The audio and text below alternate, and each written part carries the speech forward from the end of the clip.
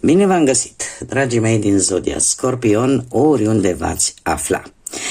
Azi voi face o lectură generală pentru luna ianuarie 2025, așa că, dragilor, toți cei care aveți soare, lună, Venus sau ascendentul în Zodia Scorpion, atunci această lectură este de asemenea și pentru voi. Desigur, dragii mei, dacă nu veți rezona cu această lectură, nu face nimic, puteți viziona celelalte zodii, care pot reprezenta pentru voi poate ascendentul, luna, Venus sau oricare altă planetă importantă pentru voi din cartea voastră natală. Desigur, dragii mei, un aspect important de care trebuie să țineți cont și anume faptul că voi vă construiți viitorul, așa că vă rog din suflet să luați decât acele mesaje care rezonează cu voi, iar restul lăsați-le să zboare în univers, pentru că sigur sunt pentru alte energii, alte persoane care într-o mai mică sau mai mare măsură au o legătură cu Zodia Scorpion. Și așa cum v-am obișnuit, dragii mei, vom scoate câte o carte din oracolul frunzelor de ceai pentru fiecare săptămână a lunii ianuarie. De asemenea, am uitat încă de la început, îmi fac mea culpa, să dau bun venit atât dragilor mei abonați, cât și celor care poate sunteți pentru prima oară aici pe canal. Bun venit tuturor! Haideți să începem și să vedem. Prima săptămână din ianuarie 2025 vine cu un curcubeu. Se pare că ce a fost mai dificil, partea cea mai dificilă a unei situații, în sfârșit se termină. Ceva dificil. A doua săptămână avem un scaun gol. Cineva pleacă din viața voastră. Cineva lasă un gol în urma sa. Acum depinde, e cu dus și întors. Avem roata.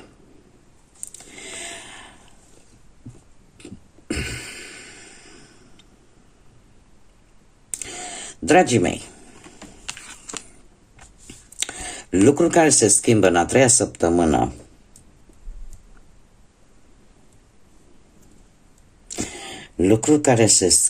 și e posibil să aveți în a treia săptămână momente în care să fiți un pic indeciși, dar cumva, știți cum e, roata se învârte. Roata se învârte și cumva parcă vă lăsați așa purtat de evenimente. Nu știu dacă aceste evenimente au legătură cu un personaj tânăr. Poate să fie cineva, o femeie sau tânără sau un bărbat tânăr. Pentru că aici mi-apare anumite interacțiuni, atât sociale, relaționare cu cineva tânăr. În ultima săptămână din ianuarie. Și va spune că este cineva cu părul mai închis,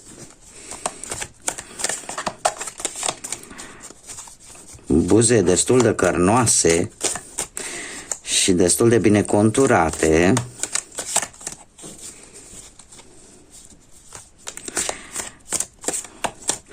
posibil o persoană cu tenul alb și cu forma nasului destul de accentuată. Deci nasul și buzele cu o formă destul de accentuată.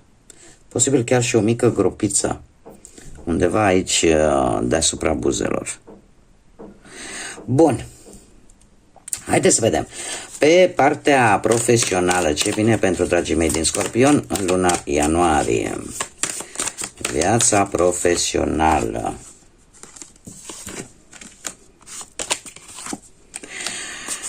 Dragilor, avem un as de monede care îmi spune că e o mișcare promițătoare sau poate chiar și o nouă responsabilitate care vine la locul de muncă. Cert este că sunt vești bune. Da? Sunt vești bune și e posibil ca unii dintre voi chiar să obțină un nou job cu o activitate nouă, dar căreia puteți să-i faceți față. Totuși, avem aici undeva de-a lungul lui ianuarie un 4 de cupe. Un 4 de cupe care îmi spune în felul următor că șanse vin. Dar trebuie să fii și atentă să nu le pierzi. De ce? Pentru că undeva, cred că la mijlocul lui ianuarie, veți traversa o perioadă destul de nostalgică, aș zice, nu știu, sau de apatie, sau de gânduri. De gânduri, și cum bine am văzut cu scaunul ăsta gol aici, ceva care vă cam ia atenția de la viața asta profesională, de la muncă. Adică și dacă vă duceți la muncă, vă duceți, dar parcă nu sunteți acolo. Gândurile vă stă în cu totul altă parte, dar mare grijă, pentru că puteți pierde oferte interesante relaționate cu munca. Tocmai din cauza acestui fapt că nu vă stă încă capul, gândurile nu vă stă acolo. 6 de spade îmi vorbește despre călătorii. Călătorii de muncă. E posibil un job care te vei hotărî într-un final să-l lași, poate către sfârșitul lui ianuarie, sau în cazul în care ai un job, să fie un job care să fie relaționat, nu știu, poate cu apa, poate cu transportul, poate cu drumuri făcute. Nu e obligatoriu, da? Să ne înțelegem. Da? E posibil. Cert este că va trebui să faceți niște drumuri pentru obținerea acestui post, pentru cei care sunteți în căutarea unui job. Dacă e posibil, știți cum e, că e ca și cum, nu știu, poate ar trebui să vă verificați mai des, da, mail-ul, să vedeți pe adresele de e-mail ce mesaje primiți, pentru că e posibil să-l pierdeți la un moment dat și ca pentru a-l putea recupera trebuie să faceți niște drumuri, să prindeți oferta aia, da? Pentru cei care sunteți în căutarea unui job. Restul aș spune că cei care aveți deja un job, mie asta îmi spun cărțile, că sunt mari șanse să renunțați la el și să căutați altceva. Eu nu pot să vă spun ce cărțile nu mi-arată.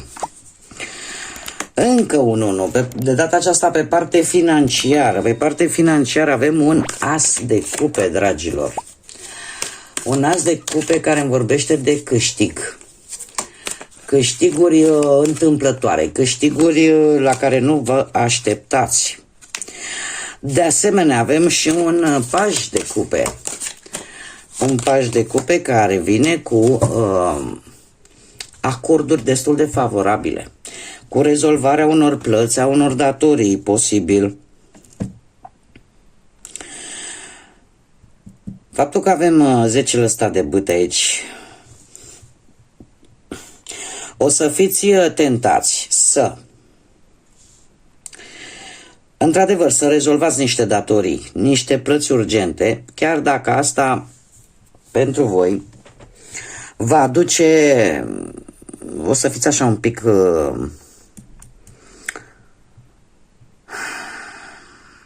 cum să vă explic? 10 ăsta de bâte îmi vorbește de mai multe responsabilități. E ca și cum ai zice, rezolv cu tare lucru, chiar dacă, pe altă parte, va trebui să muncesc mai mult. Ca să vă dau un exemplu, imaginați-vă că aveți o sumă de bani, da, care puteți face ce vreți cu ea, dar voi, decât să o cheltuiți sau să o țineți sub saltea, preferați să vă achitați ce aveți de achitat, da? Chiar dacă rămâneți fără, cumva vă asumați, nu-i bai, merg și mai fac. Da, pentru că e vorba de foarte multe responsabilități care vin după această hotărâre de a rezolva într-un sfârșit o anumită situație, o anumită problemă materială. Da? Și asta va face te va obliga cumva să te organizezi și mai bine. Da? Să fii un pic mai, mult mai organizat. Acum, trebuie să vă spun, dragii mei, că lucrurile nu vor dura foarte multă vreme. Dar, de moment, cel puțin pentru luna ianuarie, mie asta îmi spun cărțile. Pentru cei care sunteți într-o pereche, În dragoste, ia să vedem ce avem. Avem luna.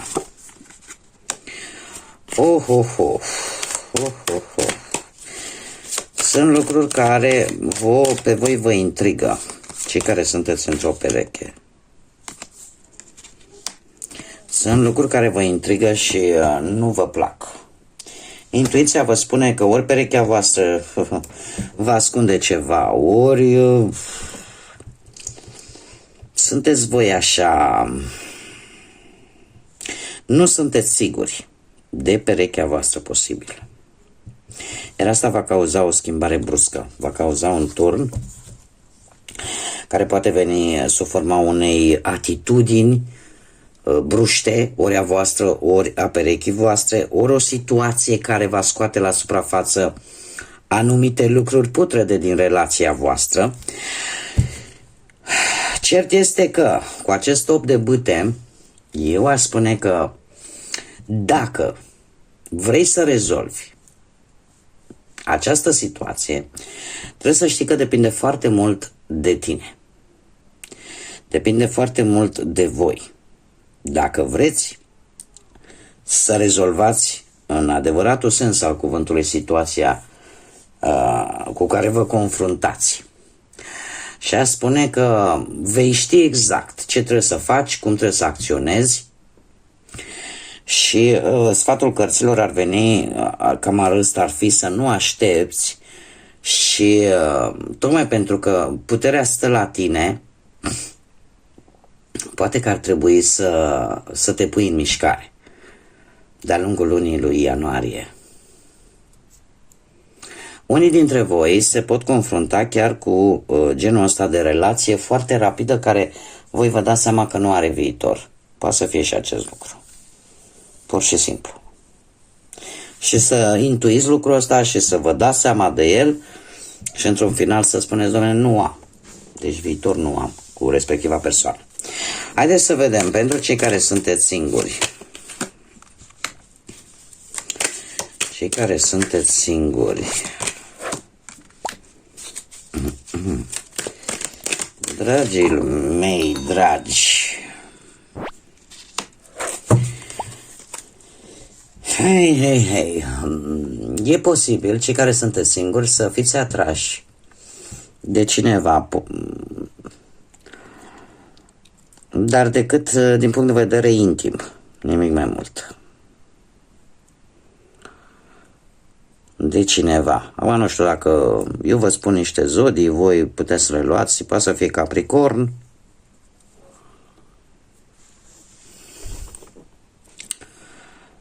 e ca chestie decât Capricornul, nu ne apare. Ce-ar mai fi de spus? Că avem magicianul.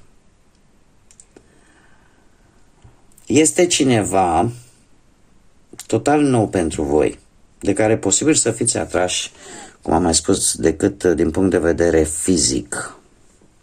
Totuși avem judecata.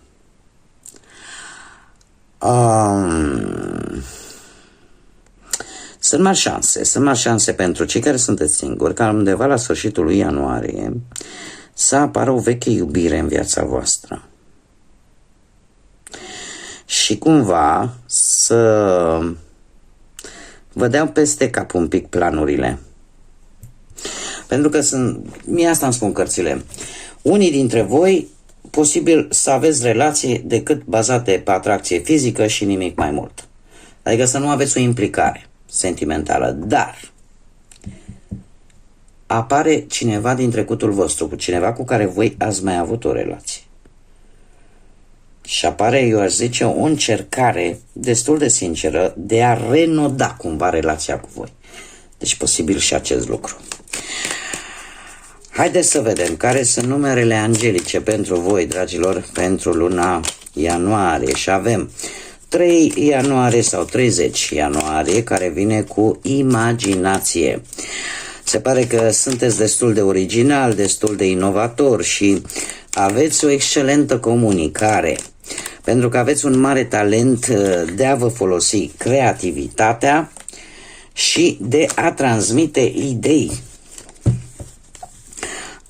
Aveți optimism, nu veți duce lipsă și aveți o putere așa de a inspira pe ceilalți. Încă o dată se repetă, avem 33, care este un număr maestru, care nu se poate divide, da? Nu-l putem schimba, care ne vorbește de compasiune și de acea capacitate de a-i servi pe ceilalți. Se pare că fiecare schimbare pozitivă sau proiect care vine în luna lui ianuarie va merita tot efortul vostru. Iar asta nu va face decât să mărească puterea ta de a manifesta și de a crea. Iar aici avem mă extind. Da? Deci pentru voi, dragilor, luna lui ianuarie, chiar dacă, cum bine am văzut așa, una albă, una neagră, totuși va fi o lună în care voi vă veți lărgi orizonturile sau poate că veți reuși cumva să vă extindeți, poate pe plan profesional, poate pe plan financiar. Da? Haideți să vedem ce ne spune, ce mesaj au îngerii pentru tine, dragilor, și spune în felul următor: nu trebuie să-ți fie teamă, nu trebuie să-ți fie frică, pentru că ești în siguranță. Providența divină și ordinea universală controlează situația. Dedică-te exclusiv să simți iubirea și să experimentezi acele efecte care apar în tine. Da? Noi sentimente care apar în tine. În acest mod vei obține acele rezultate mai ridicate fără necesitatea de a depune un efort foarte mare. Da? Cumva lucrurile vor veni de la sine și că nu trebuie să vă fie teamă, nu trebuie să vă fie frică, pentru că există o ordine universală pe care de multe ori noi nu o putem controla și uite așa ne trezim cu tot felul de lucruri care ne pus în masă și ne gândim de ce s-a întâmplat, de ce nu s-a întâmplat așa, după care un pic mai târziu așa descoperim de ce s-a întâmplat atunci și nu altă dată. Dar se pare că de asemenea îmi vorbește de o extindere, de o expansiune. Haideți să vedem ce inițiale de nume, prenume, porecle sau pseudonim de persoane cu care voi puteți interacționa sau care vor avea oarece importanță pentru voi de-a lungul lunii ianuarie. Și avem litera G, litera H. Puteți să vă regăsiți chiar și inițialele voastre, iar asta vor întări anumite mesaje. Avem litera E, anumite mesaje, litera C, pe care le-am avut aici în lectură. Avem litera W, litera O,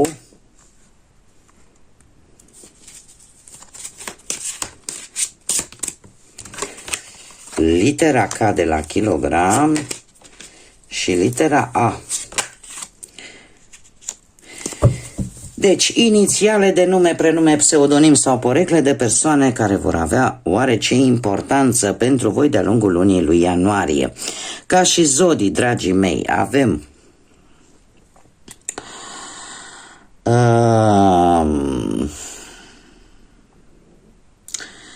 avem zodii de apă, la fel ca și voi, Rac, Pești, Scorpion. Avem zodii de aer, Balanță, Gemeni, Vărsător.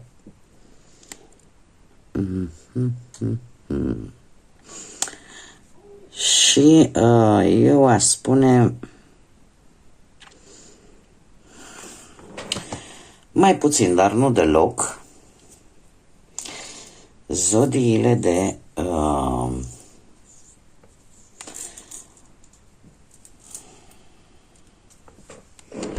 foarte interesant. Zodiile de pământ, Taur, Fecioară sau Capricorn.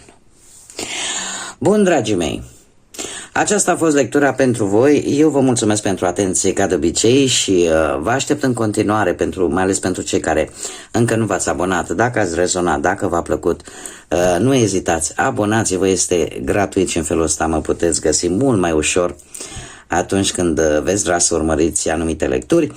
De asemenea, trebuie să mulțumesc dragilor mei abonați și tuturor celor care îmi trimiteți mesaje, care dați like-uri, care avem așa o comunicare Nu uitați, desigur, și de acum înainte, de nu uitați de like-uri, de comentarii, de distribuiri. Eu vă mulțumesc anticipat pentru toate aceste lucruri și pentru noul an în care intrăm, pentru 2025, vă doresc să aveți parte de tot ceea ce vă doriți, să vă regăsiți acea liniște interioară, să vă regăsiți acea putere de a vă ridica de jos și a merge înainte, acea energie pozitivă și acea lumină care să vă încălzească sufletele și gândurile și mintea. Așa că, dragii mei, până data viitoare când ne vom reîntâlni, numai bine vă doresc, multă energie pozitivă și, desigur, să fiți iubiți, dragilor!